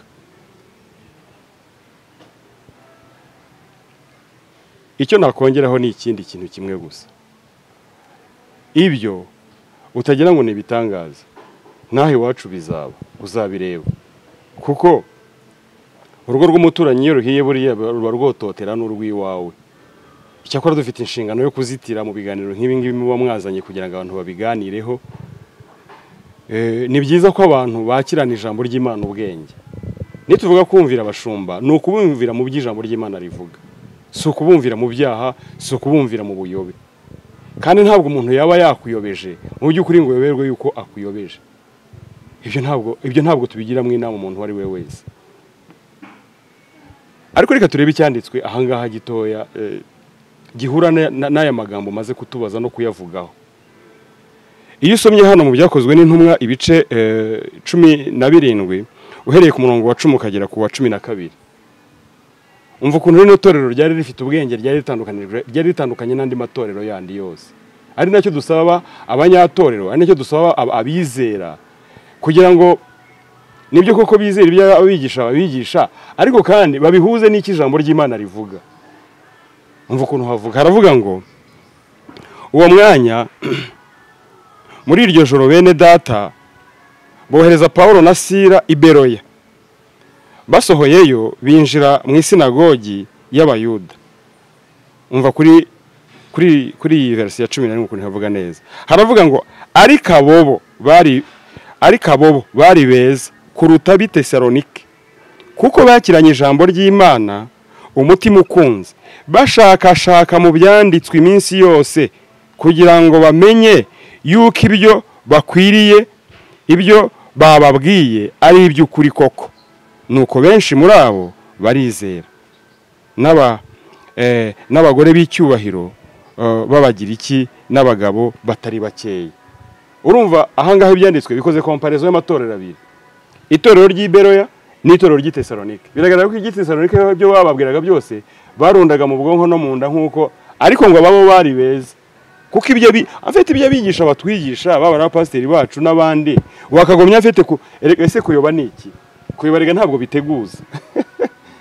Kuyoba ni akanya gatoya, hapfa kuba hagaragaye gituma uyoba ukagiha agaciro wayo. Iyo niyo mpamvu rero tubwira abakristo kugira ngo mu by'ukuri ibyo bigishwa nabo mu by'ukuri niba bigishwa b'ijambo ry'Imana kuruta uko babigishwa b'abantu. Ni ku itorero ry'i Beroya rigaragara ngo ryakiriye ijambo ry'Imana, ngo ariko ngo bagahuza ibyanditswe n'ibyo babwirizwaga kugira ngo bafatemo ukuri kurimo. Ngo ariko ab'i Tesalonike bo biragaragara ko bapfaga bakakira byose. Bakristo bene nabo bisomeraga Bibiliya nicyo bishatse kuvuga. Rero ntibasome Bibiliya, nibajye mu mashuri y'ijambo ry'Imana, basobanukirwe byinshi bitambutse cyane ibyo ababigisha. Icyo gihe rero ubwo buyobe tuzaba tubuzitiye rwose. Murakoze. Murakoze, reka tubashimire mwese, dushimire n'abadukurikiye. Dusatira umusozo, ndagira ngo mugire ubutumwa mutanga. Kimwe ndifuza ko Pastor Jean Marie yaha ubutumwa umukristo udukurikiye umwanya yibereye mu rugo avuga ati ngewe ya bintu by'abapasiteri oya ntabwo mbishaka rwose, nzibera iwanjye nsome Bibiliya, hanyuma Yesu naza azanjyane mu ijuru. Ariko ibyo kujya mu rusengero ntanga amafaranga yanjye nta mpamvu, ibyo bintu by'abapasiteri sinyibishaka. Umugenera ubutumwa uwo muntu mu by'ukuri arakijijwe, ariko ntabwo ashaka kwihuza n'itorero n'abapasiteri kuko abyitaho n'iby'abapasiteri. Ugira ubutumwa umugenera. Pastor Theo, ugira ubutumwa ugenera umuntu udukurikiye adakijijwe. Umuntu ashobora gufungura iyi video kubera ko wenda yikunda ibintu by'Imana ariko akaba adakijijwe, atarakira Yesu umwami n'umukiza we, ataramuha ubuzima bwe. Ugira ubutumwa umugenera mu gihe turi gusoza iki kiganiro. Murakoze. Urakoze Pastor. Ubutumwa nagenera umukristo navuga ngo genda byita kuzinukwa. Warazinutswe ati nabo Imana nzayitegerereza mu rugo, naho ibyo abantu batubwira byo biravangavanze. Of course nicyo nanjye no kugeraho ahambiriwe bene wangu wahambiriwe n'imigozi y'ibikomere. Ariko ibyo yakora bitandukanye n'ijambo ry'Imana uko rivuga, kuko buri muntu wese yagombye kuba afite ingobyi ararirwamo. Ndamusaba ko yashaka itorero mu by'ukuri yemeranwa naryo, akaba submitted muri ryo, akarikoreramo imirimo, kuko Imana nizi zatwara itorero ntabwo izatwara umuntu ku giti cye, niko birivuga ngo itorero rizataha. Areke kumya guhambirwa n'imigozi y'ibikomere, kuko akomeje kubaho muri ubwo buzima bumeze butyo, Bibiliya itugaragariza ko burya turi ibyuma bityazanya, katugereranye n'inkwi ziri ku gicaniro cyangwa riri ku ziko. Burya iyo ndabigereranya n'itorero, iyo turi mu itorero kenshi impano yawe siyo yanjye kandi ya pasiteri siyo yawe, ariko iyo duhuriyemo izo mpano zose ziratsanya. Ndabigereranya rero kuba atari mu itorero ni nk'urukwi rwavuye mu ziko, byanga byakunda rurazima. Ibi ndabizi ntashobora kubyumva muri aka kanya muri aya magambo makeya, ariko namugira inama yo kugaruka mu itorero, agakorera Imana mu itorero, agasoma ijambo ry'Imana cyane, aho kugira ngo abe nyamwigenda, kuko ingaruka ni nyinshi cyane. Kuba inyuma y'itorero ni nyinshi cyane kuruta uko yakoze uwo mwanzuro wo wongeye kwibera mu karwa kanjye nyine. Umunsi umwe azazima kuko ntafite ikimwatsa, kuko turi ingingo zigirirana, niko biri ijambo ry'Imana rivuga. Urakoze, numva ari cyo navuga. Yego, ubutumwa numva muri aka kanya nagenera umuntu utarakizwa, wumva ndetse n'umutima we ubwishikamye ku mahame ye yo kuvuga kuko atifuza kumenya iyo Mana, wenda azatungwa n'imirimo y'amaboko ye n'ubwenge bwe bumubereye, Imana cyangwa se ibyo ashoboye gukora nibyo byamubeshejeho, n'ibyo azakora nibyo bizamubeshaho, akinyora ko Imana ibaho cyangwa se akahakana ko Imana ibiriho. Ubutumwa twamugenera nuko abari kure cyane. Kenshi turabivuga, iyo umuntu ahakanye kubaho kw'Imana, uretse no kuba ahakanye kubaho kw'Imana, nawe ubwe aba yihakanye ubwe, kubera ko uko yahakanye Imana kubaho kwayo ntagira ubusobanuro yahereza undi muntu uwo ari we wese ku kubaho kwe. Umuntu akubajije ngo ko uhakana Imana wabayeho ute, ukavuga ko sogokuru yakubyaye, akakubaza sogokuru wamubyaye, nawe ukavuga sogokuruza, ugeze ku wanyu muzasoza uvuze ko baremwe n'Imana. Utabivuze bizakugora gutanga ubusobanuro bw'inkomoko yawe. Bibiliya iravuga ngo umupfapfa ajya yibwira ngo nta Mana ibaho, ngo ariko aba yononekaye ubwenge. Muvandimwe, Imana irahaba, dufite ibintu byinshi bijya bitwemeza ko Imana ibaho. Tuyirebera mu byaremwe, imirimo y'intoke yayo itugaragariza kuko bitabayeho gusa, ahubwo bifite uwabiremye. Kandi muri ibyo nawe urimo, nanjye ndimo, kuko ndi kiremwa cy'Imana. Icyo ni kimwe. Ikindi cya kabiri gikwiye kutwereka kubaho kw'Imana, nuko muri twebwe habamo imitima ihana. Imitima ihana, iyo ukoze ikosa irakujajinga ikakubwira ngo ibikoze warengereye, utabibwiwe n'ubuyobozi bw'igihugu urimo, ariko ukumva hari ijwi rikubwiye ngo ahangaha urarengereye. Iyo mitima ihana yonyine iguhindukira umucamanza, ikakwereka kuko hari uwo wirengagiza wakuremye kuri iyi si, kandi agushiraho n'amahame y'ukuri wakagombye kubugenderamo. Iyo utayumviye ugira ijwi rigukomangira, ndetse rimwe na rimwe wahungira no ku mutima wawe, ukanga kugucumbikira, ukakubwira ati ibi wakoze simbyemera, ntibinaguhesha n'amahoro warengereye. Imana ubwayo kandi yimenyekanisha muri ibyo bintu, kuko yihishuye mu ijambo ryayo. Burabwirizwa kenshi, wumva amagambo y'Imana, rimwe na rimwe umutima wawe ukakubwira ko ibyo ubwirwa ari ukuri. Shingira kuri ibyo bintu bitatu, uve mu mahame yo kwikomereza mu byo urimo, wizere Umwami Yesu, kuko akeneye kuruhura ubugingo bwawe, nibwo uzagira amahoro yo mu mutima, kuko niwe waguhindukiye gukiranuka, kandi amaraso ye niyo yabaye impongano z'ibyaha byawe. Umwami Yesu akugirire neza, Umwami Yesu aguhishurire kumwizera no kumwakira. Reka tubashimire mwese abakurikiye Komanga TV, kandi si uyu munsi duhora tubashimira, murabizi tuzakomeza kubana, kuko Komanga TV iri hano kandi izakomeza kuhaba. Ndi Pastor Emmanuel Tuyisenge, muramenyereye muri ibi biganiro n'ijambo ry'Imana mbazanira. Imana ibahe umugisha, mumfashe dushimire Pastor Jean Marie kubw'ikiganiro cyiza duhaye. Pastor murakoze kubw'umwanya muhaye ku Manga TV. Pastor Theo tumushimire nawe. Pastor Theo wakoze guha umwanya ku Manga TV, kandi turifuza ko ubutaha none twongera kubahamagara muzadukundira mukongera mukigomwa nk'uko mwabikoze uyu munsi, mukaza kubana natwe kugira ngo dufashe abavandimwe bari hirya no hino aho muherereye. Imana ibahe umugisha. Ndagira ngo noneho dusoze dusenga. Reka dufatanye dusenge. Mana ishobora byose, ziba uyu munsi bavugana n'ubwoko bwawe, nkushimiye ibitekerezo bikomeye kandi byiza bitanzwe. Waravuze ngo wishimiye gukirisha abakumvira ubupfu bw'ibibwirizwa. Ndagushimiye kubw'ubupfu bw'ibibwirizwa uvugiye aha, kandi ndasenze ngo imbaraga z'umwuka wera zibuherekeze kugira ngo bigire imbaraga zo guhindura imitima y'abantu no kubafasha gusobanukirwa kurushaho. Dusengeye Pastor Jean Marie na Pastor Theophile baje kuduha ikiganiro uyu munsi kugira ngo bahe umugisha, kandi reka iri jambo ryumvikanye aha rigende ryera imbuto, kandi bitume abantu barushaho kugira imbaraga z'umwuka wera zo gukora ubushake bwawe.